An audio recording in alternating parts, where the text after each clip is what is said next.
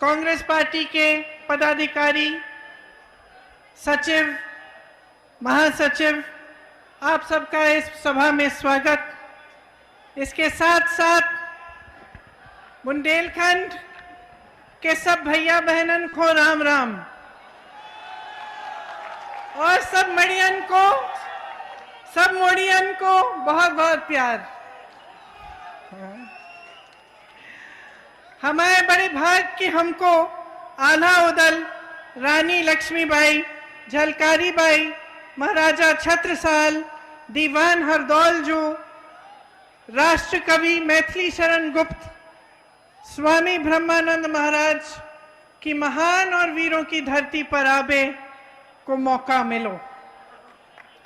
महोबा वालों, यहाँ आकर मुझे बहुत खुशी हो रही है और एक तरह से थोड़ा दुख भी है। 2 हफ्ते पहले मैं आप ही के बुंदेलखंड में ललितपुर गई थी। मैंने सुना कि 2 किसानों ने आत्महत्या की है और 2 किसानों की मृत्यु खाद की लाइन में खड़े खड़े हो गई। तो मैंने सोचा कि मुझे जाना चाहिए, मिलना चाहिए। और जो मैंने देखा, जो मैंने सुना, उससे मुझे खास तौर पे बुंदेलखंड के लोगों के लिए बहुत दुख हुआ। जब मैं वहां पहुंची तो एक छोटे से घर में उन किसानों के परिवार के सदस्य बैठे थे। मैंने उनकी विधवाओं से बात की, उनकी बेटियों से बात की, उनके भाइयों से बात की। पता चला कि सिंचाई का पानी नहीं मिल रहा था। अचानक 2-3 दिनों के लिए अच्छी तरह से बारिश हुई। जब बारिश हुई तो बहुत खुश हो गए थे। उन्होंने सोचा कि अगर अच्छी खाद डाल दूं तो फसल अच्छी तरह से उग जाएगी। तो खाद वितरण केंद्र में गए। वहां पे उन्होंने, लाइन लगी थी, लाइन में खड़े हो गए। 2-3 दिन लाइन में खड़े रहे। घर नहीं आए, कुछ खाने को नहीं मिल रहा था, जो भी आसपास मिल रहा था वो मिल गया। पीने को पानी नहीं मिला। लाइन में खड़े खड़े उनकी मृत्यु हो गई। जो 2 किसानों ने आत्महत्या की वे भी लाइन में खड़े खड़े मायूस हो गए। खाद खत्म हो गई, उनकी बारी नहीं आई। 2.5 लाख 3 लाख का कर्ज था। घर आए, कुछ कहा नहीं किसी से, चुपचाप से चले गए दूसरे कमरे में, आत्महत्या कर ली। तो जब मैं परिवारों से बात कर रही थी तो पता चला कि तमाम किसान इस पूरे बुंदेलखंड में कर्ज में डूब रहे हैं। खाद का वितरण सही ढंग से नहीं होता, बल्कि उसके बाद जब हम खाद के केंद्र में, वितरण केंद्र में गए तो वो सरकारी केंद्र बंद पड़ा था। 2 प्राइवेट केंद्र खुले थे, उसमें लाइनें लंबी लंबी लगी थी। खाद नहीं मिल रही है, मटर, चना, गेहूं का दाम नहीं मिलता, सिंचाई के लिए पानी नहीं है। भूपेश बघेल जी ने कहा कि आवारा पशु की जो समस्या है वो सिर्फ उत्तर प्रदेश में नहीं है, सिर्फ बुंदेलखंड में नहीं है, छत्तीसगढ़ में भी थी। लेकिन जब सरकार की नीयत ठीक थी, इनकी सरकार ने एक ऐसी व्यवस्था बनाई, ऐसी योजना बनाई कि अब वहां पे ये समस्या नहीं है। वो कह रहे हैं कि गोबर को भी खरीदते हैं। किस लिए? ताकि ये समस्या दूर हो, ताकि आवारा पशु न घूमे। यहाँ उत्तर प्रदेश की सरकार तो ये मानती और पहचानती भी नहीं है कि ये एक बड़ी समस्या है। हम 2019 के चुनाव में जब यहाँ आए थे तो मुझे याद है कि यही समस्या सब किसानों ने बताई। आज 2 साल हो गए हैं, 3 साल होने को जा रहे हैं, अभी भी ये समस्या, इस समस्या को हल करने के लिए कुछ नहीं किया गया है। 1500 किसानों ने आत्महत्या की है सिर्फ बुंदेलखंड में। आप सब जानते हैं कि महंगाई किस तरह से बढ़ रही है। डीजल और पेट्रोल का क्या दाम हो चुका है। यहां से बहुत पलायन होता है, और पलायन इसलिए होता है क्योंकि रोजगार बुंदेलखंड में नहीं मिलता। आपने देखा कोरोना के समय जिनका जहां बड़े बड़े शहरों में बुंदेलखंड के भाई बहन थे, उनको किस तरह से घर आना पड़ा। पूरा परिवार पैदल चल रहा है, नंगे पांव चल रहा है, खाने को नहीं है, कोई मदद नहीं है सरकार से। जब कांग्रेस पार्टी ने कहा कि हम बसें देंगे, तो सरकार ने बसें ली नहीं हमसे। और अब जब इनकी बड़ी बड़ी मीटिंग होती है तो बसों की लाइन लग जाती है कि बस भरो, लाइए मीटिंग में लिए कि दिखे कि कितनी भीड़ आई है हमारी मीटिंग में। लेकिन जब जरूरत थी आपको, जब आपके बेटे, आपके भाई बहन दिल्ली से, अन्य शहरों से पैदल यहां आ रहे थे, क्योंकि लॉकडाउन अचानक किया गया बगैर उनके बारे में सोचे, तब ये सरकार कहां थी, तब इनकी बसें कहां थी। आपको मालूम है कि नहीं कि आज देश में किसान की आय 27 रुपए है प्रतिदिन, केवल 27 रुपए। जब मैं ललितपुर गई, उसी के 2-3 दिन बाद प्रधानमंत्री जी ने झांसी में एक बड़ी रैली की, शायद यहां महोबा भी आए, अपने जहाज में आए झांसी।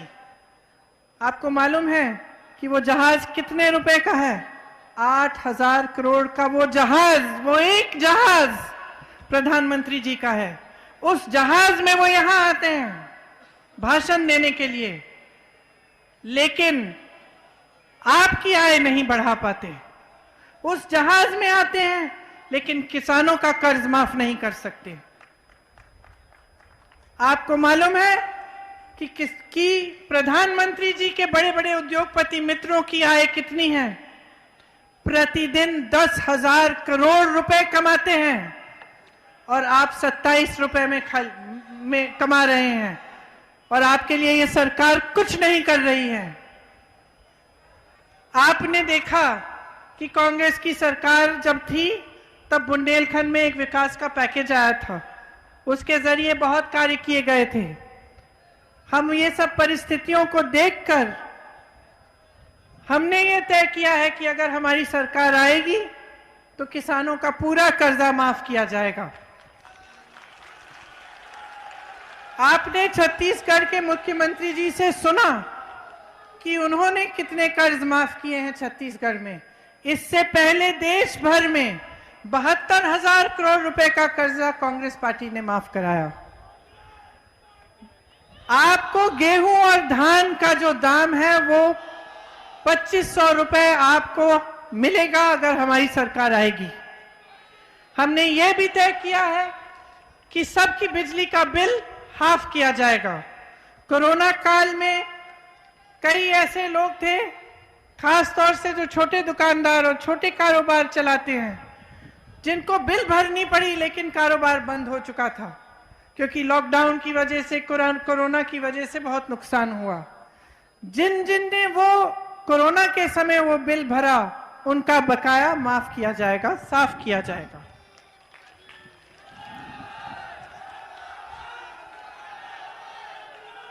हमने ये भी तय किया है कि जो आवारा पशु की समस्या है उसको दूर करने के लिए जो छत्तीसगढ़ में मॉडल है वही हम यहाँ पे भी करवाएंगे, ताकि यहाँ पे भी जो ये समस्या इतनी बड़ी हो चुकी है कि मेरी बहनें भी रात रात, मैंने सुना है कि आप भी रात रात खेत में बैठी रहती हैं आवारा पशुओं को भगाने के लिए, मेरे भाई भी बैठते हैं, तो ये समस्या इससे दूर हो जाएगी।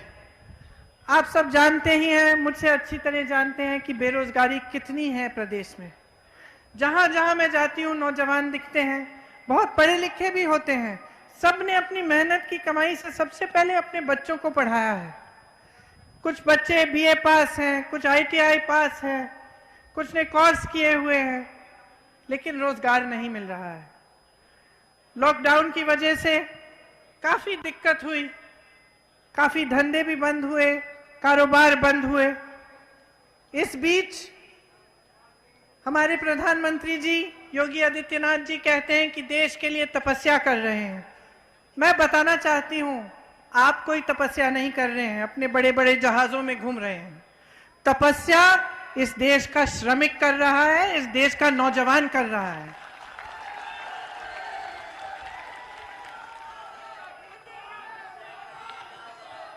जिन परिवारों को सबसे ज्यादा आर्थिक मार कोरोना के समय मिली, जिनको जो सबसे ज्यादा गरीब हैं, जिनके छोटे छोटे कारोबार बंद हुए, उनके लिए अगर कांग्रेस की सरकार आएगी तो 25,000 रुपए दिए जाएंगे ताकि वो फिर से अपने पैरों पर खड़ा हो सके। हमने तय किया है कि 20 लाख सरकारी रोजगार दिलवाएंगे और अगर कोई भी बीमारी हो, कैसी भी बीमारी हो, तो 10 लाख रुपए तक सरकार इलाज कराएगी।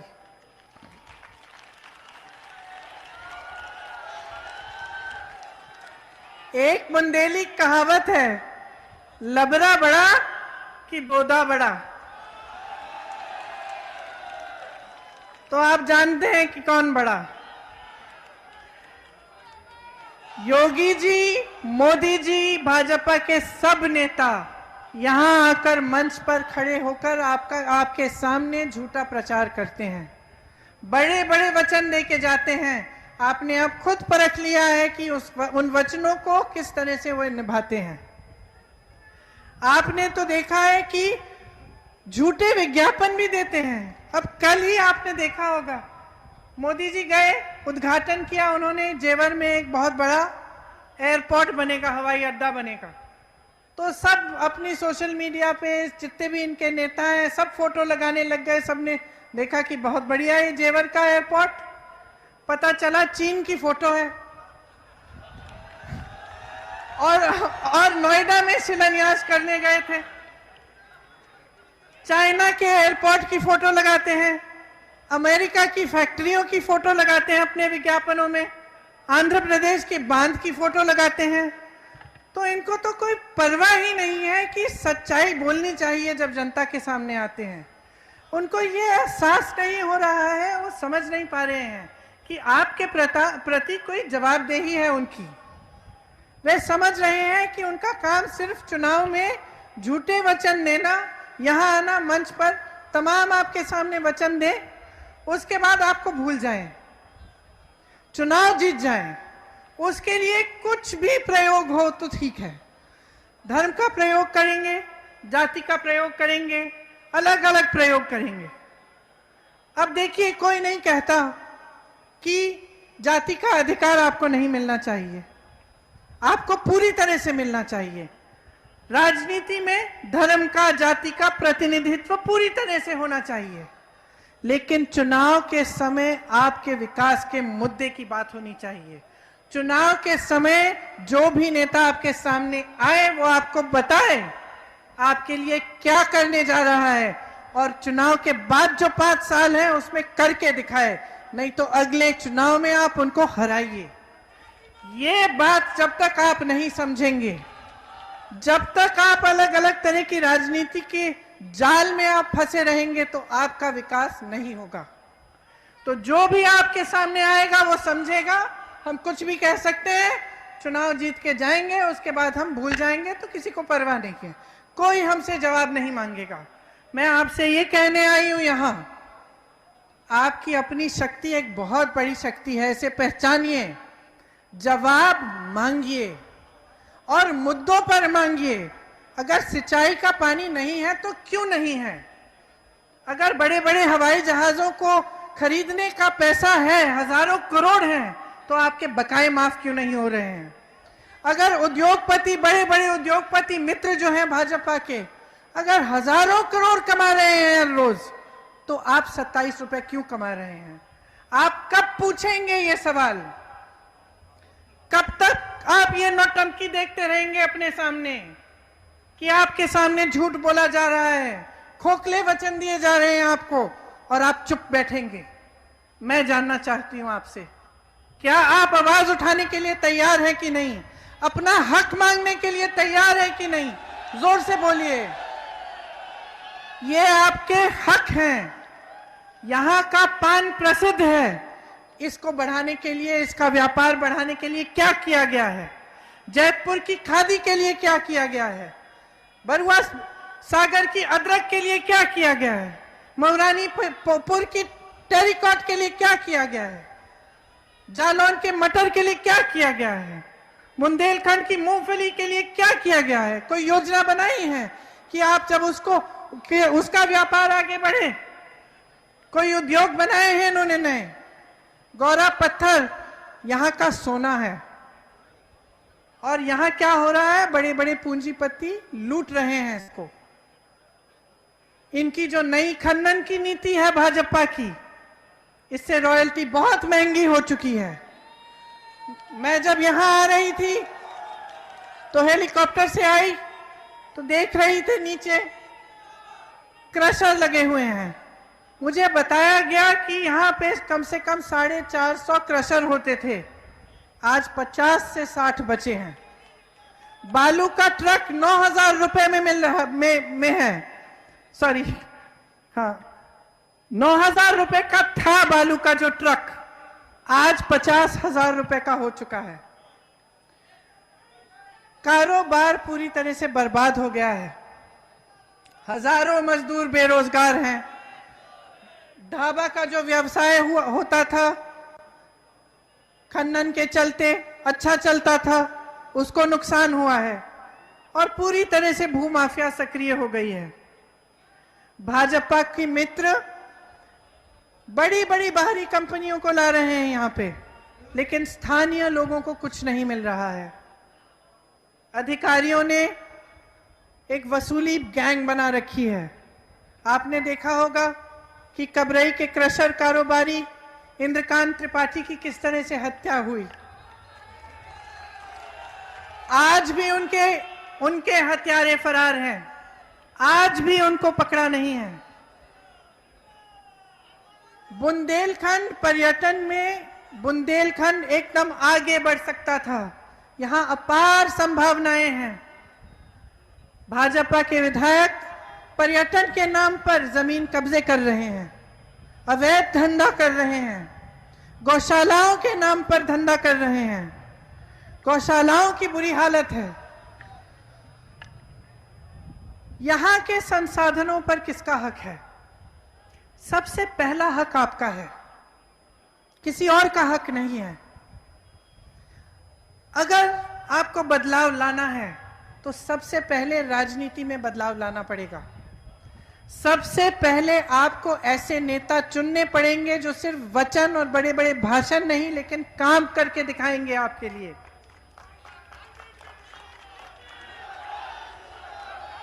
हमने ये तय किया है कि बुंदेलखंड के लिए एक स्थायी बुंदेलखंड विकास का बोर्ड होना चाहिए। भाजपा की तरह चुनावी बोर्ड नहीं, एक स्थायी विकास का बोर्ड जो यही हो, जहां से आपकी जो समस्याएं हैं वो यहां से ही हल हो सके। हर साल आपके लिए बुंदेलखंड के लिए यहां से एक विकास की बजट बने और विकास बोर्ड सीधे पंचायतों से जुड़े। बुंदेलखंड विकास बोर्ड की कमान बुंदेलखंड के ही लोगों के हाथों में हो। हम चाहते हैं कि सरकार आपके द्वार आए, यहाँ की जो समस्याएं हैं उसके लिए यहाँ पे एक अलग विकास का सचिवालय बने, छोटे बड़े कार्यालय यहीं पे हों, ताकि आपको दूर दूर जाना नहीं पड़े अपनी समस्याओं को हल करने के लिए। मंडियों का सही उपयोग होना चाहिए। मंडियों में आपके पान, मटर, चना, मूंगफली की खरीद हो। एक फूड प्रोसेसिंग के यूनिट लगने चाहिए यहाँ पे। मनरेगा को आप जानते हैं कि कांग्रेस ने शुरू किया और उसको आस्ते आस्ते कमजोर किया जा रहा है। जो मनरेगा में आपको काम मिलते थे वो अब ठेकेदारों को मिल रहे हैं। तो मनरेगा को फिर से मजबूत बनाना हमारा काम है, और हम चाहते हैं कि अगर हमारी सरकार आएगी तो हम मनरेगा को फिर से मजबूत बनाएंगे। यहाँ पे नए उद्योग लगाना बहुत ही जरूरी है। आपको याद होगा कि कांग्रेस ने जो पैकेज किया था उसके द्वारा कई नए उद्योग लगे थे। अब हम चाहते हैं कि हम और मजबूती से ये कार्य करें। भाजपा की जो खनन नीति है इसको हम खत्म करना चाहते हैं। खनन नीति में हम हमारा ये विचार है कि स्थानीय लोगों को सबसे ज्यादा प्राथमिकता मिलनी चाहिए। जल स्रोतों का संरक्षण होना चाहिए। यहाँ पे आला उदल की संस्कृति के लिए एक सांस्कृतिक केंद्र बनना चाहिए। कीरत सागर, कटली मेला स्थल, गोरखगिरी पर्वत, ऐसे तमाम पर्यटन स्थल हैं बुंदेलखंड में। इनका विकास होना चाहिए ताकि पर्यटन से रोजगार बने और आपकी कमाई हो। मेरी बहनें, आप यहाँ बैठी हैं, देखिए जहां जहां जाती हूं मैं अपनी बहनों से मिलती हूं और मुझे ये एहसास होता है कि समाज का सारा बोझ मेरी बहनें उठाती हैं। जो महंगाई आजकल है उसका बोझ आप उठा रही हैं। आप खेती में भी काम करती हैं, जहां जहां बाहर नौकरी मिल सकती है आप वो नौकरियां भी करती हैं, रोजगार आपको जहां मिलता है आप करती हैं। उसके बाद घर आती हैं, घर संभालती हैं, बच्चों की परवरिश आप करती हैं और जो नई पीढ़ी है उसका भविष्य आप ही के हाथों में है। मैं भी एक महिला हूं, मैं समझती हूं कि आप पर कितना बोझ है और कितनी शक्ति, कितने सम्मान के साथ आप उस बोझ को उठाती हैं। देखिए आज की जो परिस्थिति है, सरसों का तेल इतना महंगा हो गया है। आपको सरकार ने कहा कि एक गैस का सिलेंडर देंगे, गैस का सिलेंडर चलो दे दिया। क्या उससे आपकी समस्याएं खत्म हो गई? क्या सरकार का आपके प्रति यही एक जिम्मेदारी थी कि एक गैस सिलेंडर पकड़ा दें, कि कोई और भी जिम्मेदारी थी? आपको मजबूत करने की जिम्मेदारी, आपके हाथों में अपनी शक्ति देने की जिम्मेदारी। क्या आपको पूछा सरकार ने कि उस एक गैस सिलेंडर के बाद आप कैसे 1000 रुपए का गैस सिलेंडर खरीदेंगी? आज टमाटर खरीदने जाएंगे तो आपको पेट्रोल डीजल के दाम का टमाटर नहीं मिल रहा है। तो स्थिति इतनी खराब हो चुकी है और जहां जहां मैं जाती हूं मैं अत्याचार देखती हूं। कल इलाहाबाद में गई, एक परिवार से मिली, पूरे परिवार को मार डाला, गला काट दिया, पिता का गला काट दिया, 10 साल के बच्चे का गला काट दिया और माँ और 17 साल की बेटी का बलात्कार करके मारा, उनको मार डाला। और महिलाएं रो रही थी, वह कह रही थी एक ही पुरुष है अब हमारे परिवार में, ये बाहर काम करते हैं, हम अकेली अपनी सुरक्षा कैसे करेंगे? हमें कौन देखेगा? हमारे साथ इतना बड़ा हादसा हुआ है और सरकार हथियारों का के पक्ष में है, उनकी मदद कर रही है। वे भाजपा के नेता को जानते हैं, उनमें से एक भाजपा का एक छोटा मोटा नेता भी है। सरकार उनका संरक्षण कर रही है और हमारे लिए कोई नहीं है। और मुझे ऐसा लगा कि जहां जहां कुछ हो रहा है वहां ललितपुर में भी जिन किसानों ने आत्महत्या की, जो लाइन में जो गुजर गए, उन्होंने छोड़ा क्या? मेरी बहनों को अकेले छोड़ा और मेरी बहनें ही, महिलाएं ही अब समस्याओं का हल ढूंढने की कोशिश कर रही हैं। तो जिस तरह से महिलाओं के साथ अत्याचार हो रहा है प्रदेश में, जिस तरह से मेरी बहनों के साथ शोषण हो रहा है, उसका एक ही मुकाबला है कि महिलाएं अपनी शक्ति अपने हाथों में लें, अपने पैरों पर खड़े हों, अपनी लड़ाई अपने आप लड़ें। इसीलिए जहां जहां जाती हूं मैं कहती हूं कि हमारा नया नारा ये है, लड़की हूं, लड़ सकती हूं।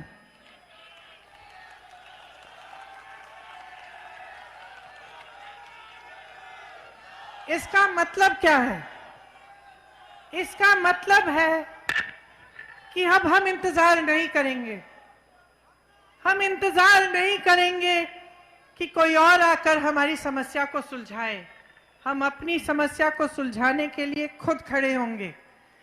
हम चाहते हैं, कांग्रेस पार्टी ने ये ऐलान किया है कि 40% टिकट इस चुनाव में, आने वाले चुनाव में महिलाओं को देंगे, ताकि महिलाएं पूरी तरह से विधानसभा के चुनाव में भागीदार बने, विधानसभा में बैठें।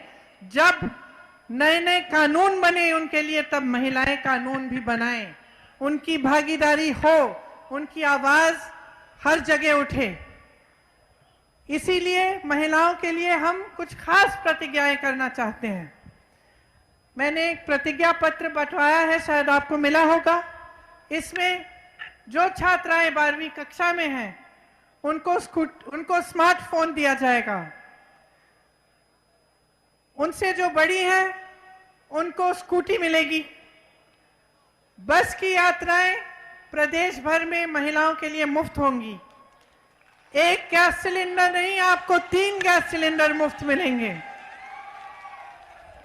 मेरी आशा बहू और आंगनवाड़ी की जो बहनें हैं अक्सर मुझसे मिलती हैं। कुछ दिनों पहले लखनऊ में एक बहन आई, उसने अपना हक मांगा तो पुलिस ने उसको पीटा बहुत बुरी तरह। वह मुझे कहती हैं कि बहुत समय से उनका मानदेय बढ़ाया नहीं गया है। अगर हमारी सरकार आएगी तो हमने प्रतिज्ञा ली है कि 10,000 रुपए मानदेय आशा बहुओं और आंगनबाड़ी की बहनें की होगी। विधवा पेंशन 1,000 रुपए का होगा। दलित छात्रावासों के लिए आधुनिक नई हम फैसिलिटीज बनवाएंगे और सुविधा बनवाएंगे। स्वयं सहायता समूहों एवं जहल सहेलियों का सरकारीकरण किया जाएगा। वीरांगना जलकारी भाई जैसी वीरांगनाओं के नाम पर महिलाओं के लिए एक दक्षता विद्यालय हर एक जिले में बनेगा, जिसमें आधुनिक से आधुनिक सुविधाएं होंगी। तो देखिए, आपके लिए बहुत प्रतिज्ञाएं, बहुत योजनाएं हमने सोची है और हम आपके सामने हम कह रहे हैं हम करेंगे। तो आप यकीन कैसे कर सकते हैं मेरी बातों पर? आपके सामने जो भी आता है वो प्रतिज्ञा, वो वचन करके चले जाता है। तो आपको कैसे यकीन होना चाहिए कि कांग्रेस पार्टी के नेता जब आपके सामने आते हैं और कुछ कहते हैं तो उस पर खरा उतरते हैं। 2 चीजें हैं। सबसे पहले तो हमारे मुख्यमंत्री जी आपके सामने आए और इन्होंने आपको बताया कि किस तरह से छत्तीसगढ़ में और जहां जहां हमारी सरकारें हैं वहां जो प्रतिज्ञाएं की गई वे निभाई गई। और दूसरी बात आप याद करिए कि जब बुंदेलखंड का पैकेज बना था तो यहां पर BHEL का प्लांट लगाया गया, परीक्षा थर्मल पावर प्लांट लगा, राजघाट का बांध बनाया गया, बंजर जमीनों को खेती युक्त बनाने के लिए ग्रासलैंड का संस्थान बनाया, रानी लक्ष्मीबाई कृषि विश्वविद्यालय बनाया, झांसी मेडिकल कॉलेज बना, बुंदेलखंड का विश्वविद्यालय बना। बुंदेलखंड में एक नवोदय विद्यालयों की जाल फैलाई गई। 72,000 करोड़ रुपयों का कर्ज माफ किया गया। उसमें से नहीं, अलग से 12,000 करोड़ का एक पैकेज बना था। ये सब कांग्रेस की सरकार ने किया था। तो जब हम आपके सामने आते हैं तो हमें अच्छी तरह से एहसास है कि हम आपके प्रति जवाबदेह हैं। हम जानते हैं कि अगर हम वचन निभाएंगे, हमें उस वचन को आपको देंगे तो हमें उस वचन को निभाना पड़ेगा, क्योंकि हमारी नीयत साफ है। आपने भाजपा के नेताओं की नीयत 5 सालों से देख ली है। आपके लिए क्या हुआ, आपके लिए क्या किया गया, आप सब मेरे से अच्छी तरह जानते हैं। सपा की सरकार आई, आपको लूटा गया। बसपा की सरकार आई, कुछ नहीं किया गया आपके लिए। भाजपा की सरकार आई, तमाम झूठे वादे किए, उनको निभाया नहीं। उनकी नीयत साफ नहीं है। मैं यहां खड़े होकर आप सबसे कहना चाहती हूं कि जिन जिन लोगों से मैं मिली हूं उत्तर प्रदेश में, जहां जहां गई हूं, जिन जिन गांव में गई हूं, जिन परिवारों से मिली हूं, जहां जहां मैंने देखा है कि दुख है, दर्द है, मैं समझी हूं कि आपको एक ऐसी सरकार की जरूरत है जो आपके साथ, जिनकी आपके साथ संवेदना हो, जो आपकी समस्याओं को समझे और सुलझाने की दिल से कोशिश की। और मैं चाहती हूं कि उत्तर प्रदेश में आने वाले समय में एक ऐसी ही कांग्रेस की सरकार आए जो आपकी समस्याओं को सुलझाने के लिए दिन रात काम करे, पीछे नहीं हटे। तो आपसे आग्रह करती हूं कि आप अपनी शक्ति को अच्छी तरह से पहचानिए, उसको मजबूत बनाइए। मेरी बहनें यहाँ हैं, एक बहुत बड़ी शक्ति है। आप चाहें तो ये प्रदेश बदल सकता है, लेकिन आपको चाहना पड़ेगा, आपको समझना पड़ेगा और आपको अपनी शक्ति को पहचान कर आगे बढ़ना पड़ेगा। आपको बहुत बहुत धन्यवाद। बुंदेलखंड की जय, बुंदेलखंड की जय, बुंदेलखंड की जय, जय।